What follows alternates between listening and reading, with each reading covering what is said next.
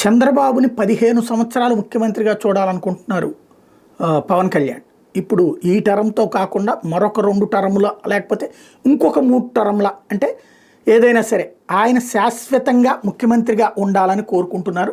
తాజాగా పవన్ కళ్యాణ్ ఆయన దగ్గర నేర్చుకుంటున్నాను. ఇప్పటిదాకా కూడా పవన్ కళ్యాణ్ సీఎం అన్న కాన్సెప్ట్ ఆల్రెడీ ఆవిర్భావ దినోత్సవం సందర్భంగా పక్కకెళ్ళిపోయింది.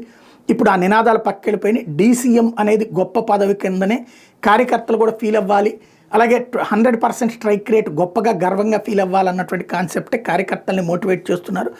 అదే సందర్భంలో సీఎంగా శాశ్వతంగా చంద్రబాబే ఉండాలి, తను డీసీఎంగా ఉండాలని ఆయన కోరుకుంటున్నట్టున్నారు.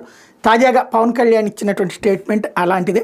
3 సార్లు బాబు సీఎంగా వరుసగా గెలవాలి, అనుభవజ్ఞుడైన బాబు కింద నేను పనిచేయాలి. ఈ ఆనందాన్ని వచ్చే కనీసం 1.5 దశాబ్దం పాటు మనందరం కృషి చేసి ముందుకు తీసుకెళ్తే తప్ప ఈ గాడి తప్పిన ఈ రాష్ట్రాన్ని గాడి పెట్టాలంటే కనీసం 15 సంవత్సరాలు కనీసం పనిచేయాలి.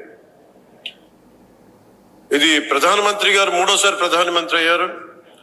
అలాగే ఆయన 3 పర్యాలు నేను ముఖ్యమంత్రిగా చూడాలి. నాకు మనస్ఫూర్తిగా నాకు ఆశయం, కోరిక కూడా. ఎందుకంటే ఆయన అనుభవాన్ని మనం ఎక్కడ కూడా అసలు పక్కన పెట్టలేం.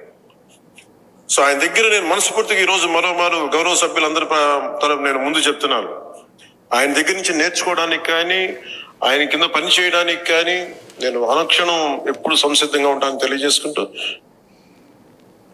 అది ఆయన 15 సంవత్సరాలు ముఖ్యమంత్రిగా ఉండాలన్నటువంటిది పవన్ కళ్యాణ్ ఆకాంక్ష.